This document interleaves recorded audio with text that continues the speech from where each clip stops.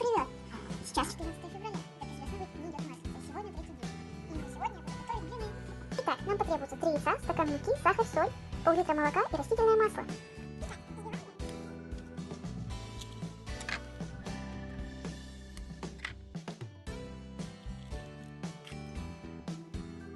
Я уже, как вы видите, добавила 2 столовые ложки сахара и пол чайной ложки соли. И сейчас буду все это взбивать.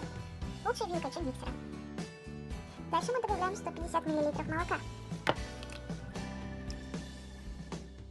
Далее мы в нашу массу добавляем муку. Сейчас добавим оставшееся молоко и снова все перемешаем.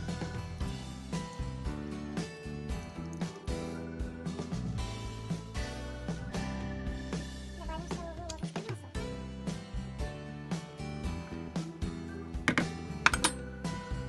Теперь все перемешиваем до однородной массы и можем приступать к жарке.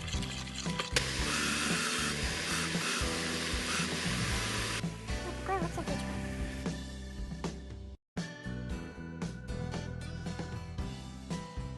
И вот у нас получились вот такие вот блины в виде сердца.